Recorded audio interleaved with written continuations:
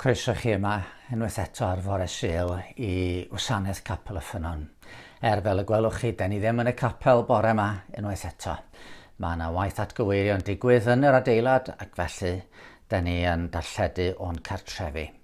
Ond yn llawenydd ni ydi wrth gwrs nad ydyn ni ddim yn gorfod bod mewn lle arbennig mwyn addoli Duw neu brofi I gwmni. Ac wrth ddod fel hyn mewn gwasanaeth, yn bwriad ni ydy cael profi I gwmnio, closio at Dduw I hun. Ar adegau mae Duw yn ymddangos yn bell iawn I ni, oherwydd I fod o'n bresennol ym mhob man, bob amser. Eto mae'n calonau ni'n gallu bod yn oeraidd ac yn farwaidd yn tydyn nhw. Felly, da ni angen anogaeth. Gwrandewch ar y geiriau hyn o Salm 27. Yr arglwydd yw fy ngoleuni am gwaredigaeth. Rhag pwy'r ofnaf, yr arglwydd yw cadernid fy mywyd. Rhag pwy y dychrynaf. Pan fydd rhai drwg yn cael amdanaf I'm hysu i'r byw, hwy fy ngwrthwynebwyr am gelynion fydd yn baglu ac yn syrthio.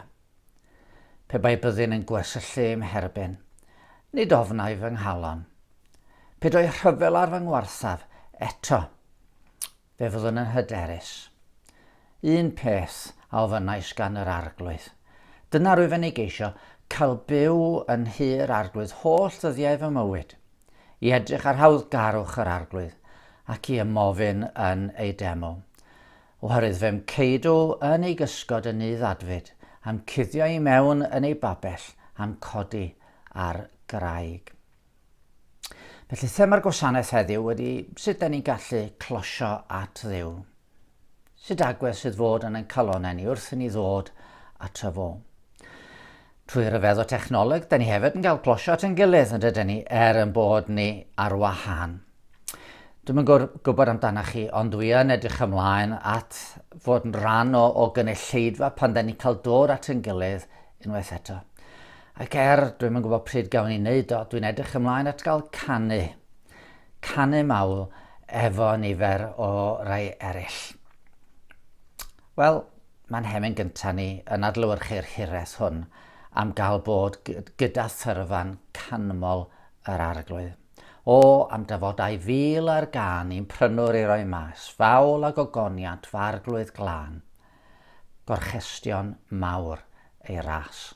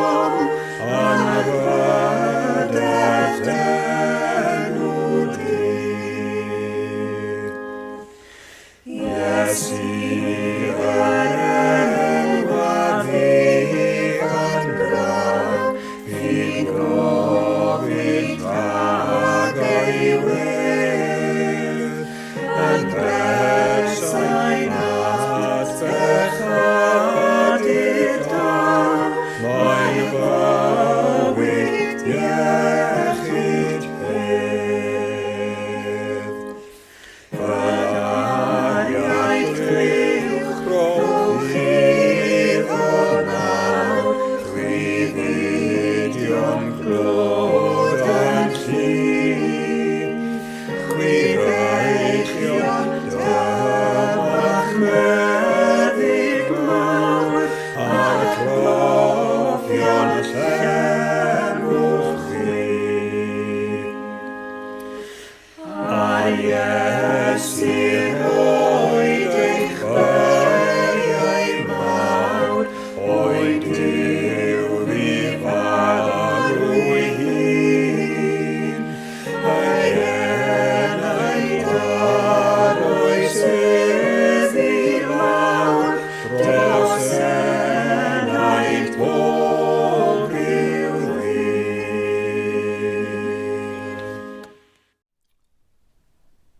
Mae dau ddarlleniad ganddo ni heddiw.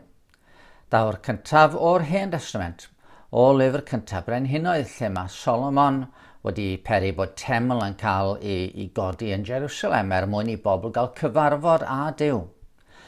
Wrth agor y deml neu cysegri'r deml, mae Solomon yn gweddio ac mae'n gofyn i Dduw beri bod y lle yn fan i bobl gael ei geisio fo. Wedyn daw'r ail ddarlleniad o'r Testament Newydd o Efengelig, lle mae Iesu'n adrodd dameg am ddau ddyn yn mentro i'r deml i weddio.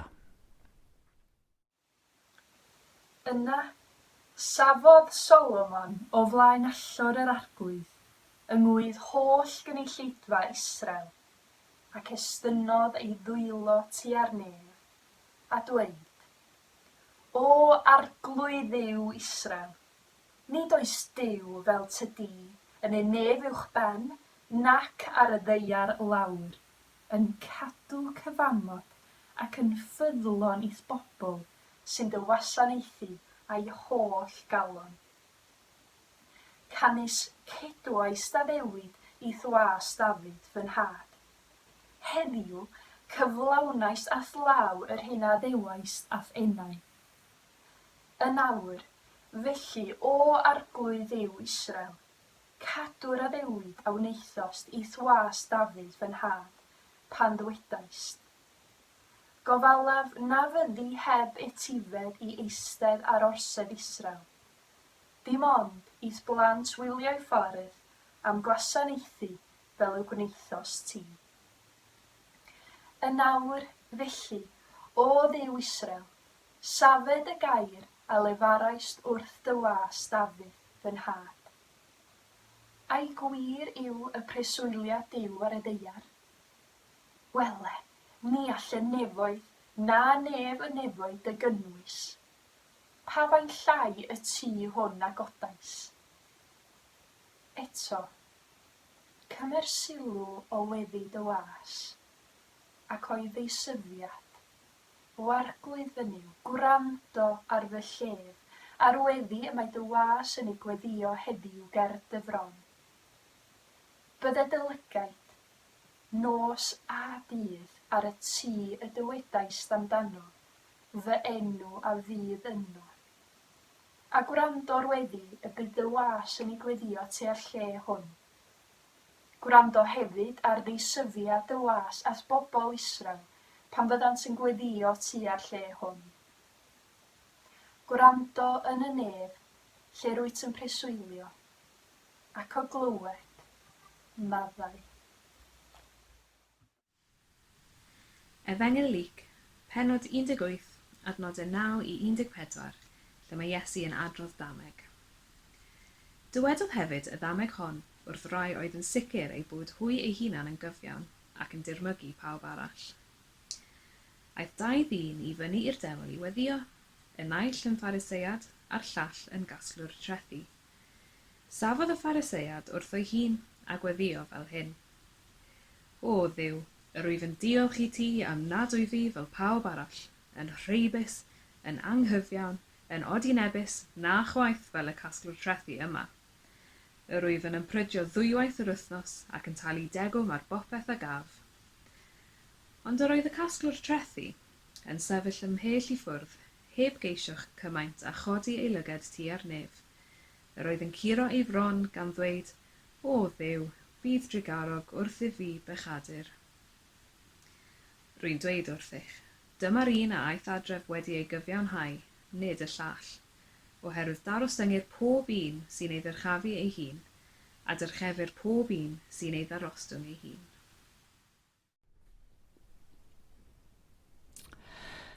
Mae'n hael emyn yn sôn am ffyddlondeb Duw, gan ryfeddu i fod o wedi'n galw ni o bawb yn gyfeillion iddo. Am dy ffyddlondeb arglwydd molaf di, am gariad tad mor fawr a beru byth. Pwy o'i fi fod brenin cariad i mi'n ffrind? Pwy o'i fi mae mi gael tyner wyt?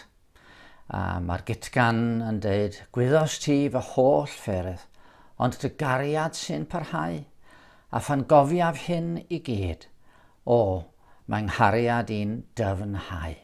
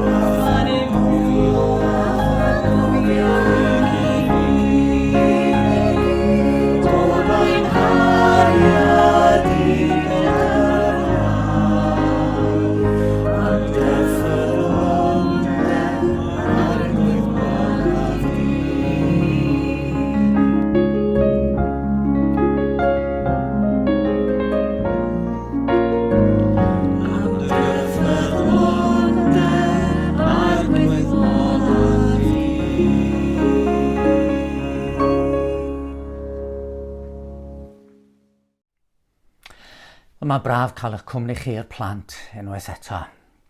Dwi'n gobeithio bod chi'n dal i fwynhau.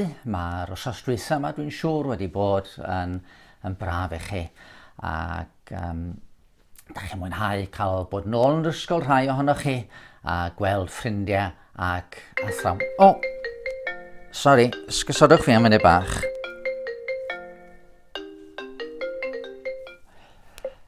Helo. A ddrwg gennau, fydra i'm siarad ar y ffôn ar y funud. Dwi'n brysur iawn. Does gennau ddim amser achos dwi wrthi yn brysur. Fedrwch chi ffonio nôl, dydwch mewn rhyw awr?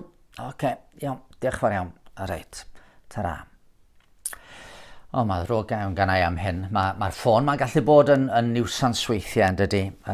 Felly gobeithio bod ni'n mynd i gael chydig bach o dywelwch rwan. O! Dyna fo'n mynd unwaith eto. Helo.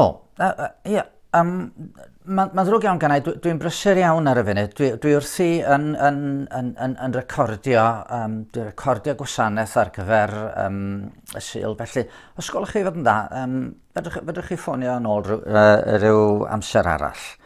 dyna fo, Na, wir rwan, dwi'n brysur, fedra i ddim siarad rwan. O, diar mi, be ar y ddear sydd yn digwydd bore yma.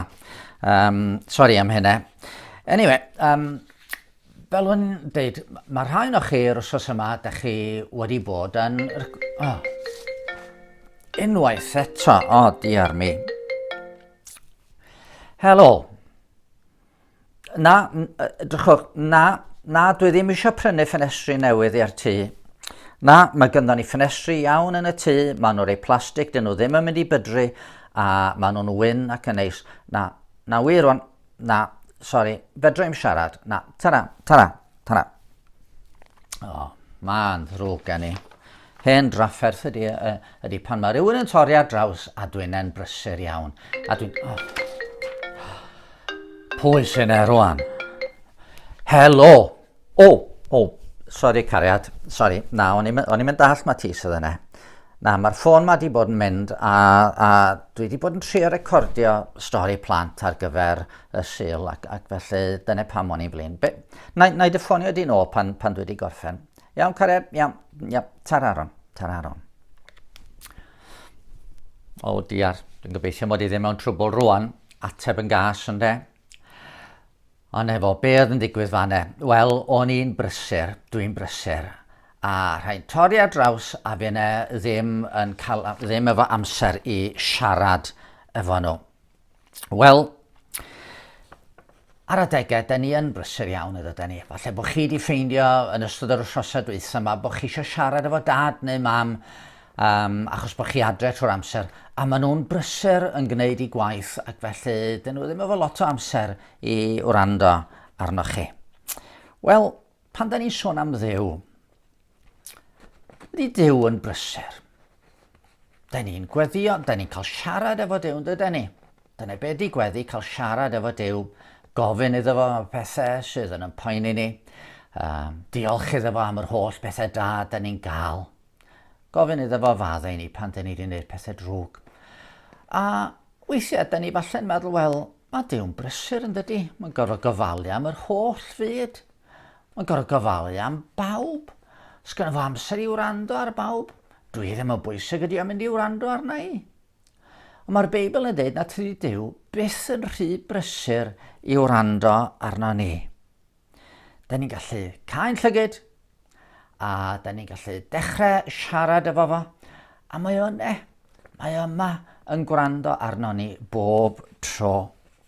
A weithiau, da ni'n mynd siŵr iawn be i ddeud. Mae Duw wrth i fodd pan da ni'n siarad efo fo, ond weithiau, da ni'n mynd siŵr iawn beth i ddeud. A da ni'n diolch fod Iesu wedi rhoi patrwm i ni. Mae wedi rhoi gweddi i ni i fedru i gweddi'r arglwydd. Mae'n dechrau efo'r geiriau ein tad o rhwnnwyt yn y nefoedd. A chi'n gwybod, mae Duw yn y nefoedd yndi, a mae'r nefoedd yn teimlo'n bell i ffwrdd i ni, ond yn tad ni ydi o. A mae'n tad ni wastad eisiau gwrando ar yn llais ni dydyn ni. Ni'n gwybod bod rhai o'ch chi wedi bod yn recordio y weddi yma a'r diwn da ni'n ei defnyddio yma yn y capel weithiau. Felly, da ni am ymuno efo chi yng ngweddi'r arglwydd. Ac wedi hynny, mi fydda i yn helpu ni i gofio rhai pethau arbennig da ni'n gallu gweddio amdanyn nhw.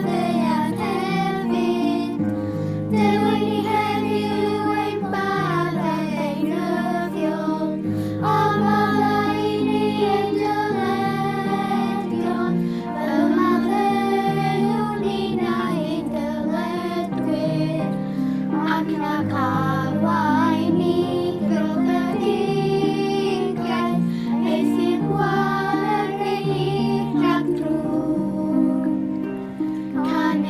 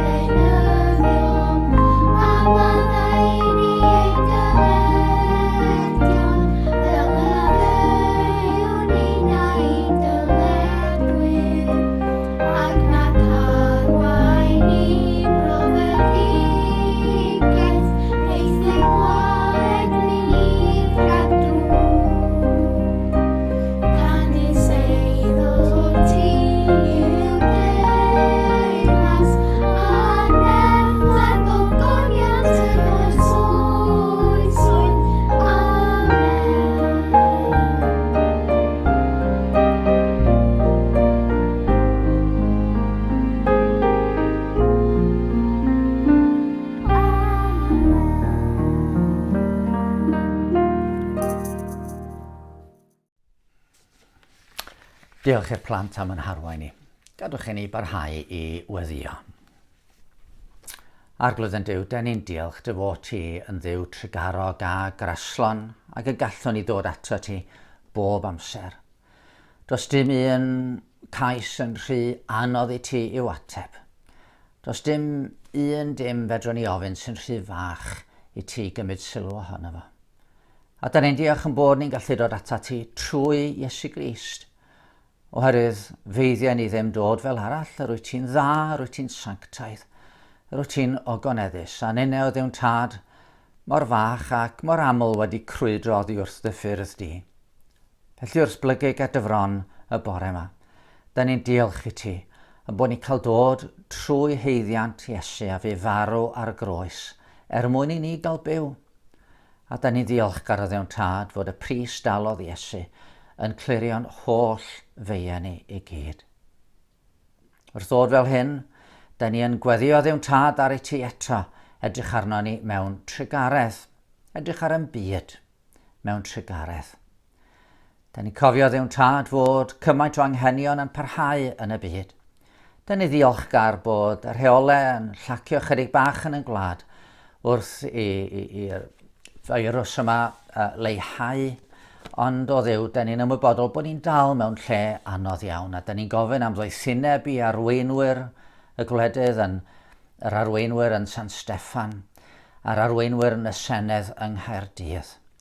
Gan ofyn o ddiw tad ar iddyn nhw fod yn gwneud penderfyniadau doeth wrth i ni lacio rheolau. Da ni'n gweddio hefyd o ddiw tad ar ei ti barhau gynnal a chadw, y meddygon a'r nyrsys a'r gofalwyr a phawb sydd wrth i'n helpu yn ystod y cyfnod yma. Ond dymuniad ni arglwydd ydy yn bod ni yn gweld gwledydd trwy'r byd yn gallu dod trwy'r cyfnod yma. A meddygaeth yn llwyddo i ddarganfod ffordd i wrthsefyll y feirws. Ond o arglwydd, da ni hefyd yn ymwybodol bod gynddon ni anghenion mwy na rhai corfforol. A da ni'n gofyn ar dy eglwys di y dyddi yma fod yn oleuni sydd yn pwyntio pobl ata ti. I bobl gael gafel ar y gair sydd yn air byw. A'r gair byw hwnnw yn newid i calonau wrth iddyn nhw ddod i brofiad ohono ti trwy Iesu Grist. Da ni'n gweddio ar i'r holl bregethau sydd yn mynd allan ar y we, a'r myfyrdodau, a'r gwahanol bobl sy'n cael pregeth falle wedi postio iddyn nhw. Arglwydd, da ni'n gweddio bydd y geiriau yma yn helpu bobl, yn gysur i bobl, yn anogaeth iddyn nhw droi ata ti. A da ni y bore yma o ddiwn tad yn dymuno gwrando ar dy air di. Da ni'n dymuno clywed yr hyn yr wyt ti'n i ddeud wrthon ni. Felly da ni'n gofyn o ddiwn tad ar y ti y ddod yn agos ato ni trwy'r ysbryd glân. Helpa Alun wrth iddo fo bregethu, a helpa ni neu wrando efo chlustiau agored a chalonau sydd yn barod i blygu i dy air di. Os oes na faich arbennig ar galon unrhyw un heddiw, da ni'n cyflwyno'r baich yna i ti o ddiwn tad, oherwydd mae dy ysgwyddau di yn dal beichiau y byd, y bydysawd i gyd. Ac felly, da ni'n rhoi'n hynny'n eto yn dy ddwylo di, gan ddiolch dy fod ti'n ddiw da, yn ddiw trigarog ac yn ddiw graslon. Derbyn yn gweddi felly, trwy Iesu Grist yn harglwydd a'n gwaredwr. Amen.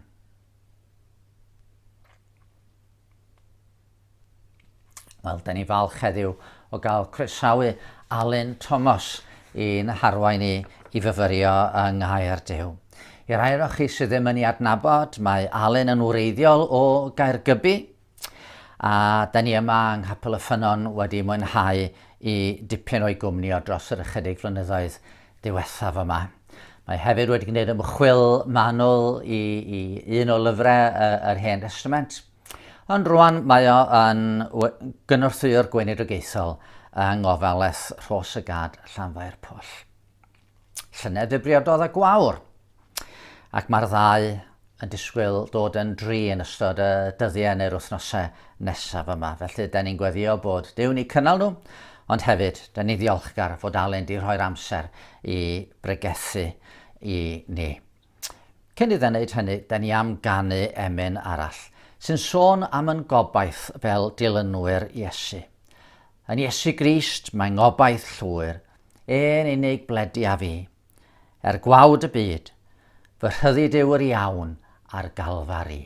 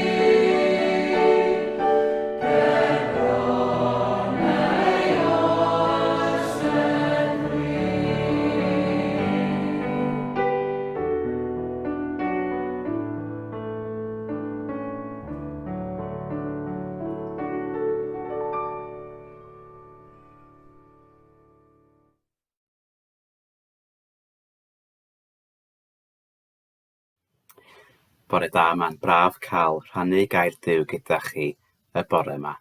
Hoffwn i ddwyn eich sylw heddiw at ein hael darlleniad ni, lle mae Iesu yn cyflwyno dau ddyn gwahanol i ni ar ffurf dameg. Dau ddyn o wahanol gefndiroedd mewn bywyd. Un, y Phariseiad, yn grefyddol iawn, y llall y casglwr trethi yn ddyn busnes dyn arian.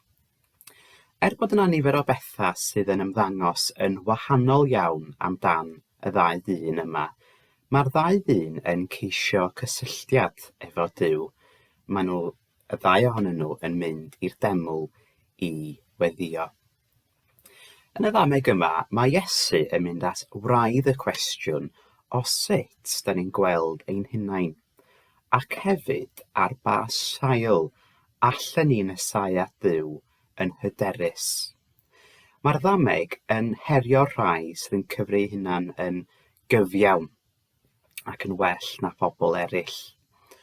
Ond yn fwy na hynny, mae'r ddameg yn ddarlun i ni o'r efengil, o'r newyddion da, yn dangos i ni y fath o berson mae Duw yn derbyn a sut allwn ni fod yn hyderus yr ydyn ni mewn iawn berthynas gyda Duw.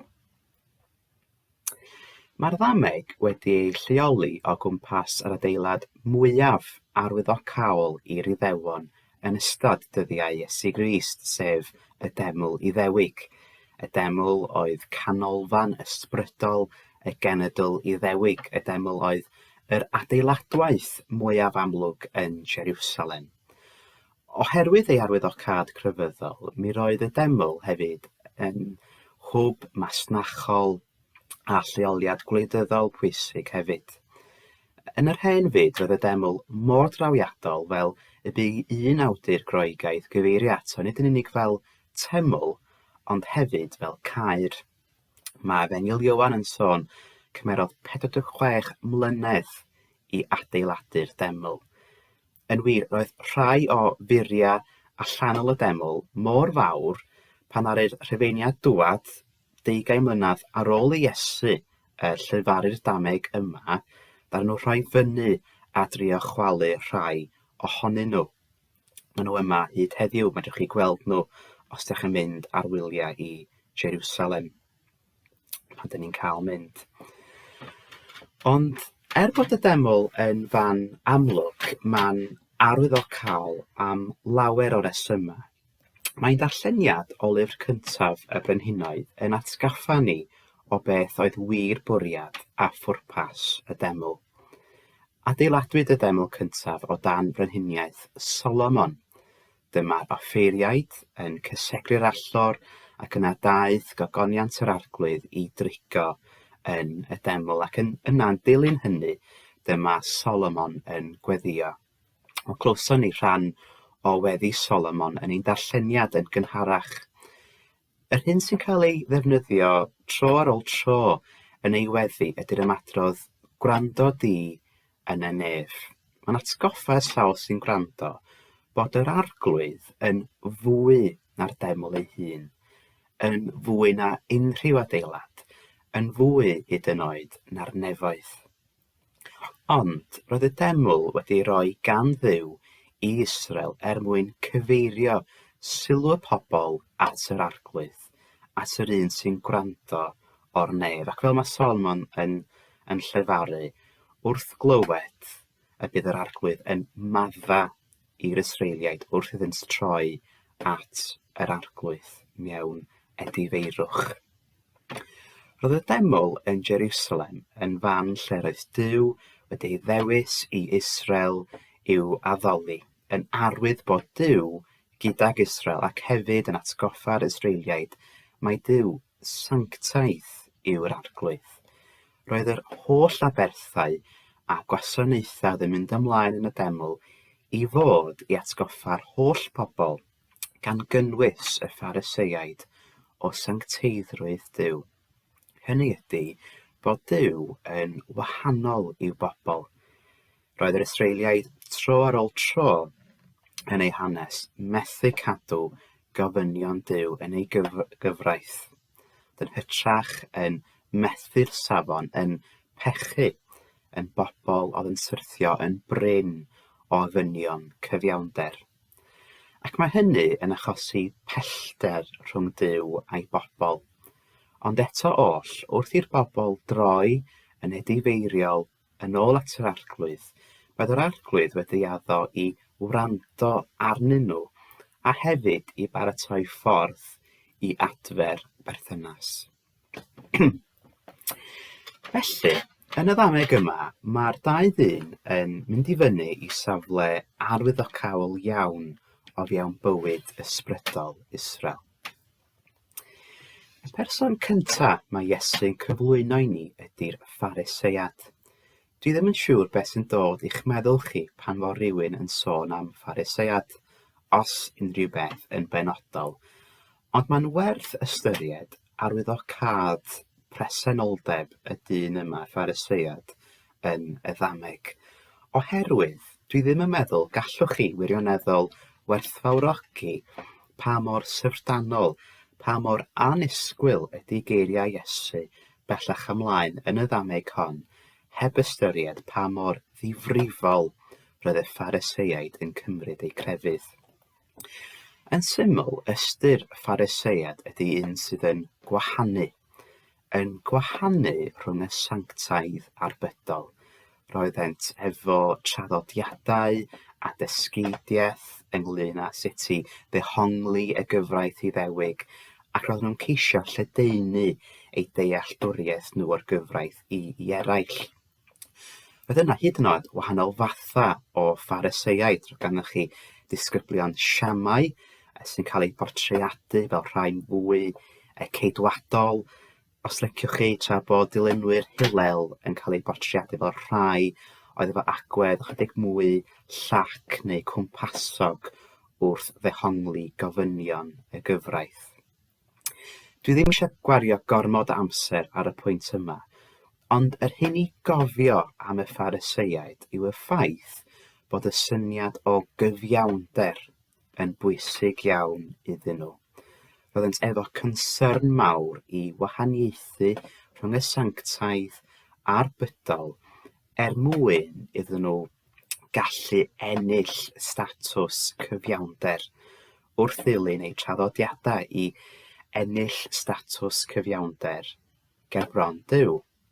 Roedd y Phariseiaid yn cymryd eu perthynas gyda Duw o ddifri oherwydd bod nhw'n credu mae'r atgyfodiad o'r meirw oedd gwobr y rhai sy'n byw bywyd cyfiawn.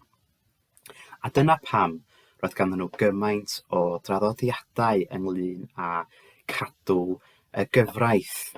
Roedd nhw'n ofalus iawn i geisio cadw purdeb moesol a seremoniol wrth fwyta neu yfed gydag eraill, i gadw draw rhag bwyta gyda rhai oedd nhw'n gweld yn pechaduriaid, gyfreithiau ynglyn â pwy sy'n cael ysgaru, beth i ddegrymu, pa fath o weddia hyd yn oed i weddio yn y bore.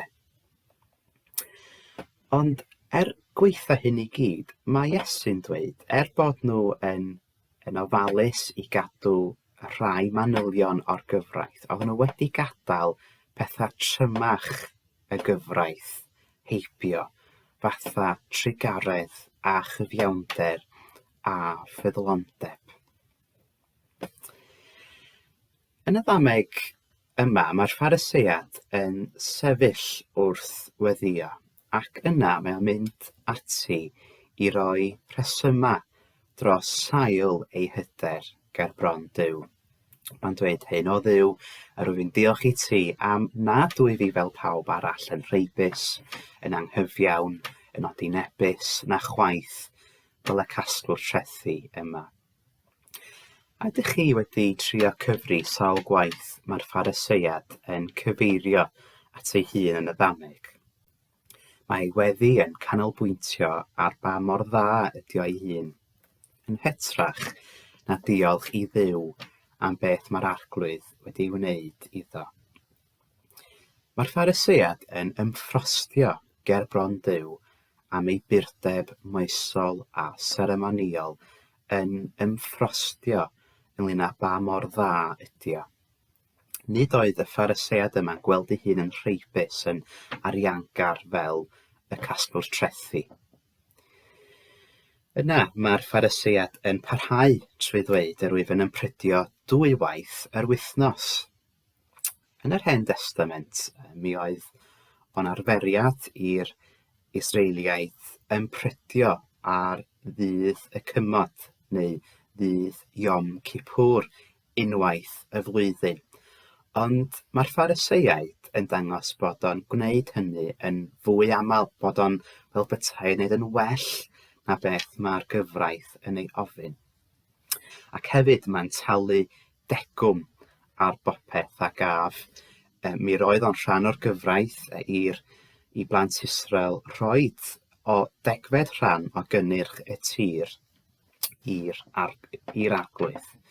Ond mae'r Phariseiaid mor ofalus i gadw y gorchymyn yma bod o hyd yn oed yn degrymu yr llyseien bach oedd yn tyfu yn yr ardd, yr anis a'r chwmyn. Yn ofalus iawn i gadw y gofynion a trio gwneud yn well hyd yn oed na'r gofynion. Ond fel y pobl i gyd, roedd y Phariseiaid angen credu'r efengyl, credu yn newyddion da oedd Iesu Grist yn ei rhannu i edifarhau a troi at yr arglwydd. Dyma chi geiriau Phariseiad arall da ni'n darllen amdano yn y Testament Newydd, sef yr Apostol Paul. Roedd un amser wedi meddwl ei hun yn gyfiawn ger bron Duw, fel y Phariseiad yma yn y ddameg. Ond ar ôl dod i ddeall yr efengyl, ar ôl dod i gyfarfyddiad â Iesu Grist, mae Paul yn datgan hyn, a na i ddarllen yr adnod allan o lythyr y Philippiaid pennod 3, adnod 9.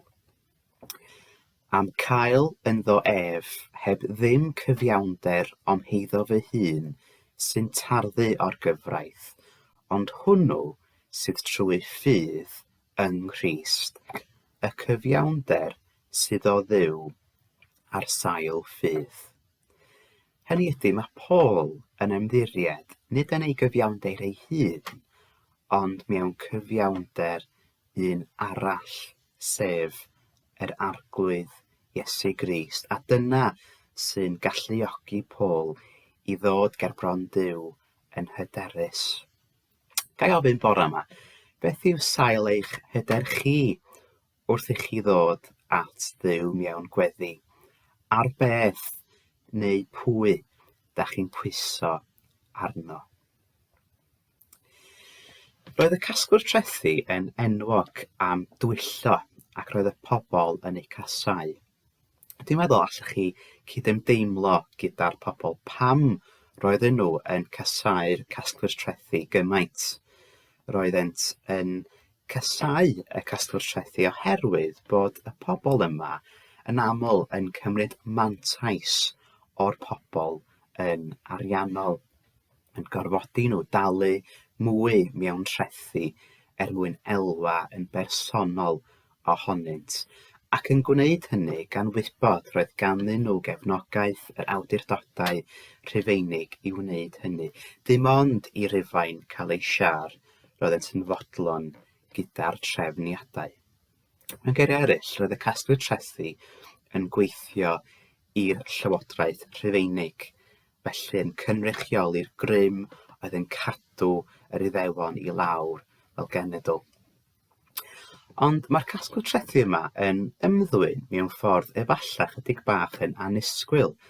Mae'r casglwr trethu yma yn sefyll ymhell wrth fynd i'r deml i weddio. Mae'n cydnabod mewn ffordd allanol ei bellter oddi wrth Dduw. Ac mae hyn yn arwyddocaol iawn. Mae siŵr da ni gyd yn ystod y cyfnod clo yma wedi ffeindio fo'n anodd i gadw pellter o'n ffrindiau, o'n gyfeillion, a'n teulu wrth gerdded o gwmpas neu yn y siop yn ofalus i gadw 2 fetr ar wahân i gadw pellter. Mae agosrwydd yn mynegiant yn tydi o agosrwydd, o gymdeithas, o bod mewn perthynas gydag eraill. Wel, mae'r casglwr trethu yma cydnabod yn y ddameg pwy ydy Duw, bod Duw yn un sydd yn berffaith mewn sancteiddrwydd a chyfiawnder. Ac mae hynny yn arwain iddo oedi wrth gweddio ac i sefyll ymhell. Nid yn unig hynny, ond mae tydio ddim hyd yn oed yn ceisio codi ei ben i godi ei lygaid. Da ni eisoes wedi sôn mae holl bwrpas y deml oedd cyfeirio sylw pobl Israel at Dduw. Nid yn unig yn Dduw dros Israel i gyd, ond hefyd dros y byd. A trwy beidio dyrchafu ei llygaid, mae'r casglwr trethu yma yn sylweddoli pwy ydy Dduw go iawn, yn deall wir arwyddocad y deml, pa mor fawr ydy Duw, pa mor sanctaidd yw yr arglwydd. Bod y Phariseiad yn debyg yn gwybod yr ysgrythurau ar ei gof, y casglwr trethu yw'r un sy'n dangos bod o'n deall beth oedd pwrpas y deml. Nid i ddathlu pa mor gyfiawn oedd ef ei hun, ond yn hytrach i geisio trigaredd Duw. Y trigaredd dim ond all Duw ei hun ei roi i ni. Yna cawn y disgrifiad bod y casgwr trethu yn curo ei fron a oedd yn arwydd allanol o'r hyn roedd y casgwr trethu yn teimlo tu mewn, yn arwydd o alar, yn arwydd o edifeirwch. Doedd gan y casgwr trethu yma ddim hyder ynddo ef ei hun. Ei unig obaith oedd trigaredd Duw. Ac felly mae yna wrthgyferbyniad clir, gwahaniaeth clir rhwng yr edifeirwch mae'r casgwr trethu'n ei ddangos a hunan gyfiawnder y Phariseiad. Nid yw edifeirwch y casgwr trethu yn golygu bod o'n meddwl yn fach ohono ei hun. Da ni i gyd yn werthfawr i Dduw. Da ni wedi creu arlun a delw Dduw mwyn mwynhau perthynas tragwyddol gyda Duw.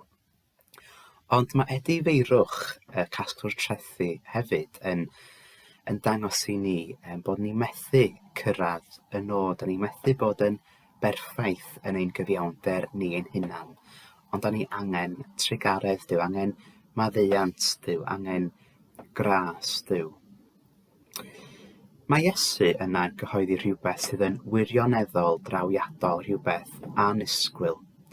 Mae'n dweud aeth y casgwr trethu adref wedi ei gyfiawnhau. Mae'r gair cyfiawnhau yma neu cyfiawnhad yn air bwysig yng ngeirfa pob Cristion. Mae'n golygu bod Duw yn cyfri ni yn gyfiawn. A mae hynny yn golygu dwi'n gallu bod mewn iawn berthynas gyda Duw, y mod i'n gallu agosau at Dduw yn hyderus. Yr hyn roedd y Phariseiaid wedi ceisio gymaint amdano fo, cyfiawnder trwy gadw ei holl traddodiadau.